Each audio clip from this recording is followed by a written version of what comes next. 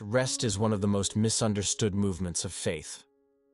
Many people hear the word rest and feel immediate resistance, because rest has been confused with quitting, with losing momentum, with wasting time, with letting go too soon. So instead of resting, people keep pushing. They push through fatigue. They push through confusion. They push through pain they no longer know how to name. Not because they are strong, but because they are afraid of what might happen if they stop.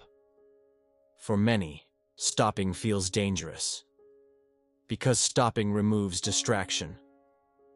And distraction has been protecting them from feeling how tired they really are. So rest feels like surrender. But rest is not giving up. Rest is what happens when you refuse to abandon yourself. It is not the end of faith. It is often the beginning of honest faith. Faith that no longer pretends. Faith that no longer performs. Faith that no longer tries to outrun its own limits. God never asked you to survive by force. He never measured devotion by exhaustion. He never confused faithfulness with burnout. Yet many people learned quietly that being tired was the price of being faithful. So they kept going. Long after their body asked to slow down. Long after their soul asked for gentleness instead of endurance. Rest interrupts that pattern. Not violently, not abruptly, but honestly. It says, you don't have to disappear to be devoted. You don't have to break to be faithful. You don't have to keep proving what has already been seen. Rest is not stepping away from God. It is stepping into the way He actually sustains you. In the next part, we will begin to look at why rest feels uncomfortable before it ever feels safe. For now, let this land slowly. Rest is not giving up. For some people, resting in God does not feel natural. It feels unfamiliar. Because long before faith became personal, survival became necessary. They learned early that things would only move forward if they pushed them. That help was unreliable. That waiting was dangerous. So strength became a strategy. Not confidence, but control. Doing more, holding tighter, carrying what should have been shared. Over time, this way of living starts to feel like responsibility. Like maturity. Like wisdom. But underneath, there is exhaustion that never truly rests. So when the idea of resting in God appears, the soul hesitates. Because resting in God requires releasing control.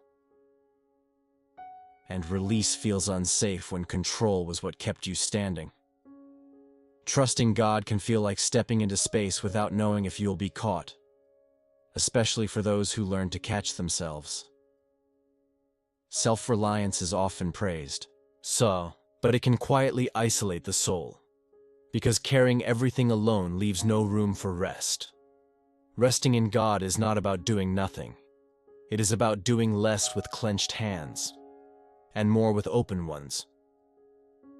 This transition is uncomfortable, because the body has learned that effort equals safety, so stillness feels exposed. But God does not ask you to abandon strength. He asks you to stop using it as armor. Rest in God does not erase your resilience. It heals the part of you that never felt allowed to stop being strong. If resting feels difficult today, it does not mean you lack faith. It means your faith is learning a new posture. In the next part, we will explore how effort can quietly replace trust, and how rest begins to reverse that pattern. For now, notice where your hands are clenched. You do not have to open them all at once. Rest does not mean passivity, but it also does not mean constant motion. This is where many people feel confused. They believe they must choose between trusting God and taking responsibility, between resting and acting.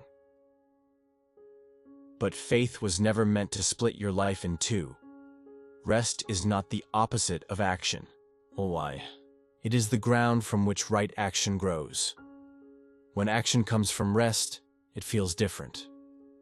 It is quieter, more deliberate, less reactive. Action driven by anxiety is loud.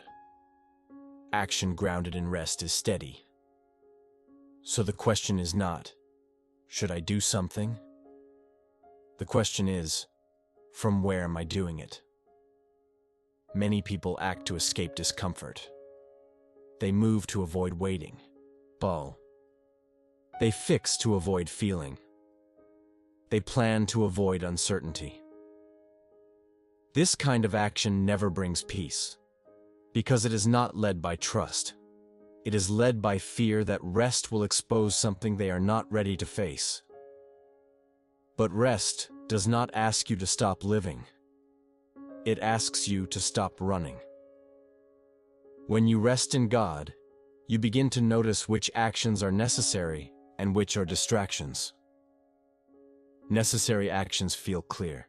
They do not rush you. They do not demand your entire nervous system. They feel proportionate to the moment. Rest helps you act without overreaching, without trying to solve tomorrow today, without carrying outcomes that do not belong to you. This is how faith matures. Not by doing more, but by doing what is yours to do, and leaving the rest where it belongs. Jesus did not move out of urgency. BC. He moved out of alignment. He withdrew when needed. He acted when the moment arrived. And he rested without guilt. This rhythm matters, because action without rest leads to burnout. And rest without obedience leads to stagnation. But rest with obedience creates sustainable movement. Sometimes the most faithful action is to stop. Sometimes it is to speak. Sometimes it is to wait one more day. And sometimes it is to take one small step without demanding certainty. Rest trains you to recognize the difference. You act, but you do not abandon yourself. You move, but you remain grounded. You respond, but you do not panic. This is not inactivity. It is wisdom. If you are unsure today about what to do next, do not rush to decide. Rest first. Let clarity come to a settled heart. Action that comes from rest will never require you to betray your own limits. In the next part, we'll go deeper into how to recognize when God is inviting you to move, and when He is inviting you to remain. For now, let rest stay with you even as life continues. You are not choosing between faith and action.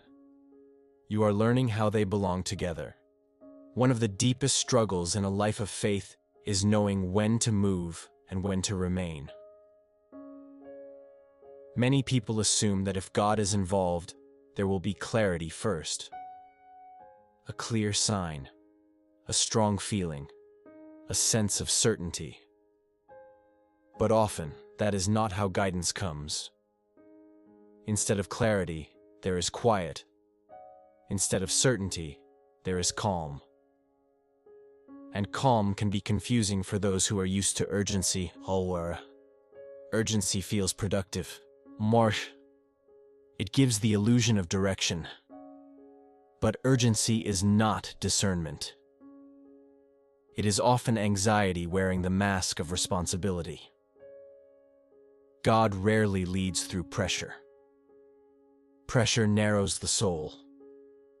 Guidance instead creates space inside you. When God invites you to act, there is a strange steadiness. Not excitement, not panic, but a sense of alignment. You may still feel afraid, but you are not fractured. Your body is involved, but not hijacked. Your heart is present, not bracing for impact. In contrast, when movement is premature, something tightens. Thoughts race. Outcomes are rehearsed. Failure feels catastrophic. This is not guidance. It is self-protection. Remaining can be an act of obedience, but not because nothing is happening, but because something is forming. Many spiritual shifts happen while nothing visible changes. Roots deepen. Motives clarify. False urgency loosens its grip. Rest sharpens discernment by lowering internal noise. When the noise quiets, you begin to sense direction without forcing it. This does not make decisions easy. It makes them honest. Honest decisions may be slow, but they are less costly to the soul. God is not testing how fast you respond. He is shaping how deeply you listen. Discernment grows where rest is allowed. Not because rest gives answers, but because it removes distortion. In the next part, we'll go deeper into why staying can feel like failure, and how God reframes faithfulness. For now, stay with the quiet. Seek pray. You are not late for listening. There is a moment in many faith journeys when staying feels heavier than leaving. Not because staying is wrong, but because it looks like nothing is happening. Movement feels visible. Progress can be measured. But staying feels quiet. And quiet has been misunderstood as absence. Many people were taught that faith must always look like advance. Like growth that can be shown. Like steps that can be explained. So when life pauses, the soul begins to question itself. Did I miss something? Did I do something wrong? Is this delay my fault? Staying starts to feel like failure because it does not offer evidence. No applause.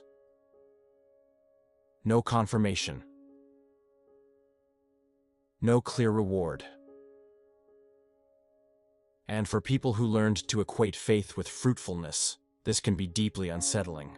But God does not measure faith by visible momentum. He measures it by presence, by willingness to remain when nothing is being proven, by trust that does not need immediate results. Staying is not inactivity. It is consent. Consent to be where God is working even when you cannot see how. Most of the deepest transformations happen underground. Roots do not grow in open air. They grow in darkness, in pressure, in stillness. But because they are hidden, they are often mistaken for stagnation. This is where many people leave too early. Not because God told them to move, but because silence felt like rejection. Stillness felt like abandonment. And waiting felt like being forgotten. But staying is not being forgotten. It is being trusted with a deeper work. There are seasons when God does not give signals. No confirmation, no reassurance, no visible affirmation. And for people who learn to navigate life through feedback, this can feel unbearable. Because silence leaves room for interpretation. And fear is always eager to interpret silence as rejection. but silence does not mean absence. In Scripture, silence often appears not before abandonment, but before depth. Jesus did not explain himself at every moment. He did not defend his timing. He did not rush to prove alignment. There were moments when he withdrew, moments when he remained quiet while others misunderstood him, moments when staying silent looked like weakness to those watching. But silence was not avoidance. It was restraint. Strength held back until the right moment. Okwai. God uses silence to form discernment. Because discernment cannot grow where noise dominates. Staying in silence teaches the soul to listen differently. Not for instruction, but for alignment. Alignment does not shout. It settles. In seasons of staying, motives are exposed. Dios. Why do you want to move? Why does waiting feel intolerable? Why does being unseen feel threatening? These questions are not accusations. They are invitations to maturity. God is not withholding clarity to punish you. He is protecting you from moving too soon with reasons that are not yet clean. Staying allows fear to surface without being obeyed. It allows impatience to be seen without being followed. It allows ambition to be purified without being denied. This is slow work, invisible work, but it is foundational. Those who rush past this stage often build futures they cannot sustain. Those who remain are given foundations that do not collapse under pressure. God values depth more than display. And depth requires time without applause. Minsa. In the next block, we will explore how staying reshapes trust, not trust in outcomes, but trust in God's character. For now, let silence be formative, not frightening. Nothing essential is being withheld. Many people expect rest in God to mean immediate relief, that the burden will disappear, that the pressure will lift all at once. But often, that is not how rest works. Sometimes the situation remains. Dimi. The responsibility stays. The waiting continues. And this can feel confusing. Because if God is present, why does the wait remain? But rest is not always removal. Sometimes it is redistribution. The weight does not vanish, but it is no longer carried alone. God rarely rushes to take things away before teaching us how to remain under them without collapsing. This is not punishment. Bosom, it is formation. Because a soul that only knows relief panics when pressure returns. But a soul that learns support can remain steady even when circumstances stay the same. Jesus did not avoid weight.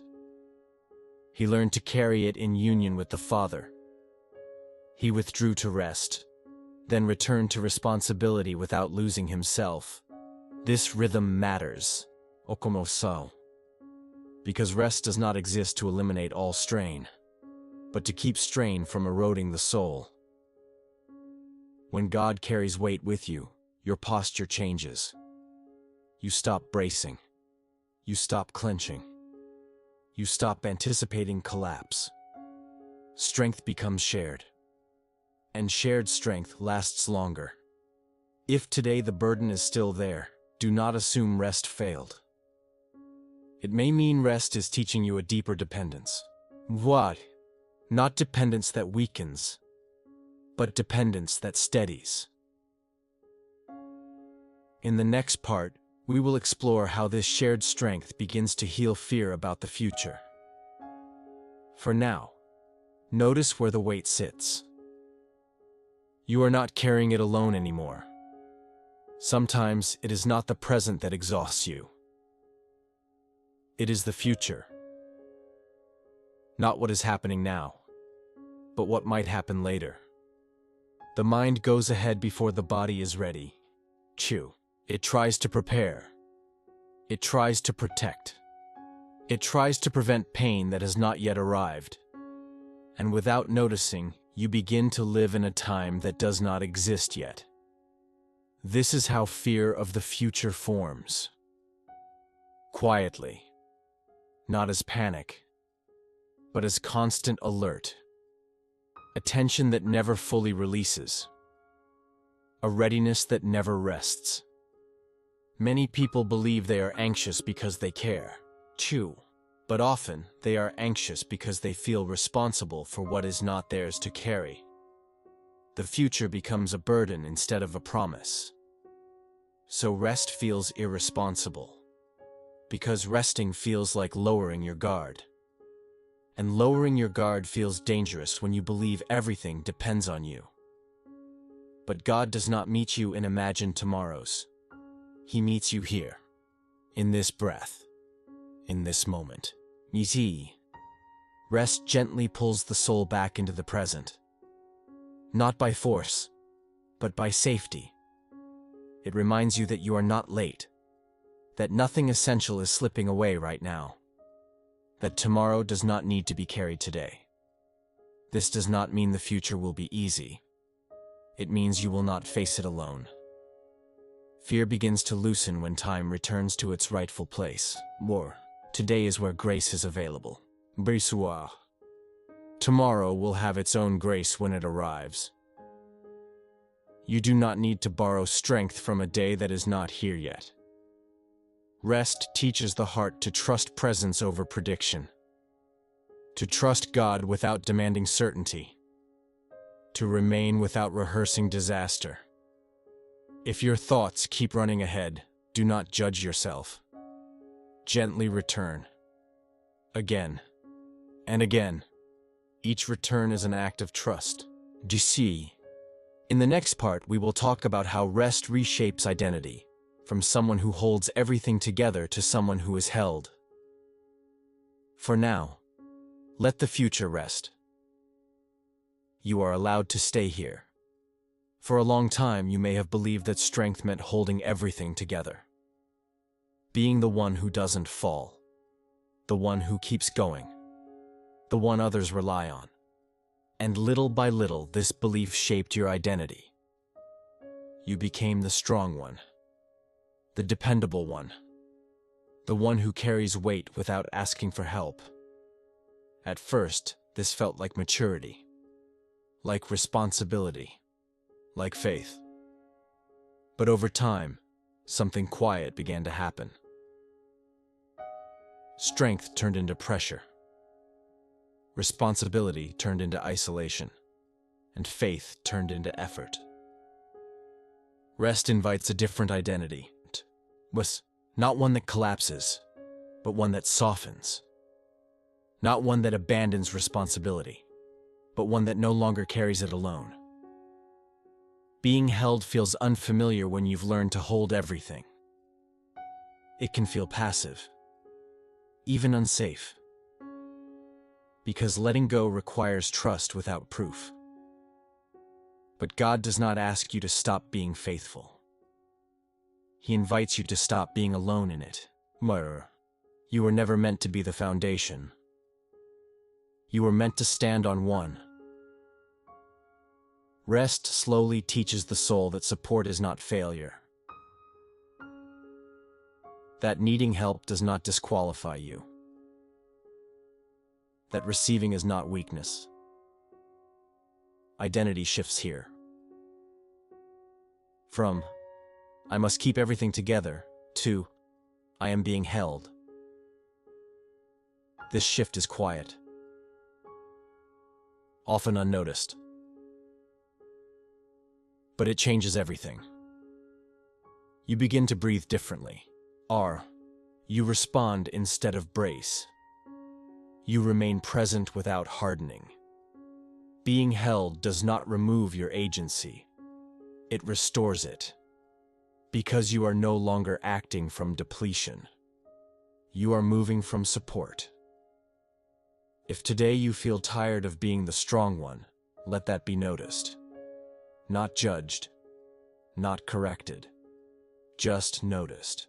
Ma'am. In the next part, we will talk about how rest reshapes prayer, from effortful words to simple presence. For now, let yourself be held. Nothing is required of you here. There are moments when prayer feels heavy, not because God is distant, but because words feel tired. You sit down to pray and nothing forms. No sentences. No clarity. Only silence. Chionsho. And silence can feel like failure when you believe prayer must sound a certain way. Many people learn to pray as an effort. To explain.